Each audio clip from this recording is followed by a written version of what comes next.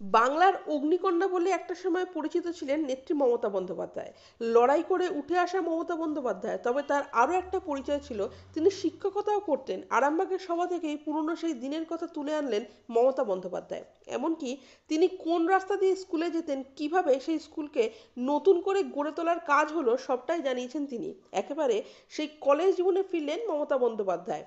কলেজে পড়ার সময় থেকেই ভবানীপুরের মন্নতনাথ প্রাইমারি স্কুলে শিক্ষকতা করতেন মমতা বন্দ্যোপাধ্যায়। এদিকে সেই স্কুল প্রায় উঠে যাচ্ছিল। এরপর সরকারি উদ্যোগে সেই স্কুলকে ফের নতুন করে রূপদান দেন তিনি।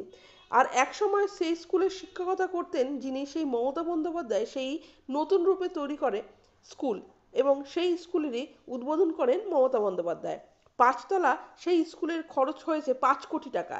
এই স্কুলের নাম ভবানীপুর মডার্ন স্কুল। এবার সেই শিক্ষকতা জীবনের কথা উল্লেখ করলেন মমতা বন্দ্যোপাধ্যায়। সোমবার তিনি জানিয়েছেন, আমি ফার্স্ট ইয়ারে পড়ার সময় থেকে স্কুলে পড়াতাম। সকালে কলেজ করে এখানে পড়াতে আসতাম। সোজা হরিশ চ্যাটার্জি স্ট্রিট দিয়ে এসে বিশুদের গলি দিয়ে ভবানীপুর পাঠাগারের পাশ দিয়ে স্কুলে আসতাম। মাইনে পেতাম 60 টাকা। মুখ্যমন্ত্রী বলেন, আমাকে অনেকে বলেন আমি এত রাস্তা চিনি কি করে। আরে আমি চিনব না তো কে চিনবে? আমি তো সব রাস্তা গলি ঘুরে বেড়াতাম।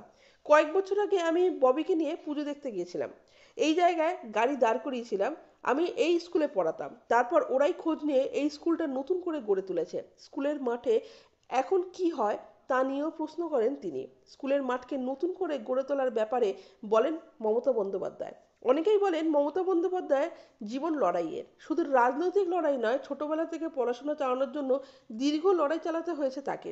তবে এবার মমতা বন্দ্যোপাধ্যায় নিজে জানালেন তার শিক্ষকতা জীবনের কথা। তবে এমন একটি দিনে তিনি জানালেন এ কথা যেদিন কলকাতার রাজপথে চাকরির দাবিতে তুমুল আন্দোলন করছেন চাকরি প্রার্থীরা।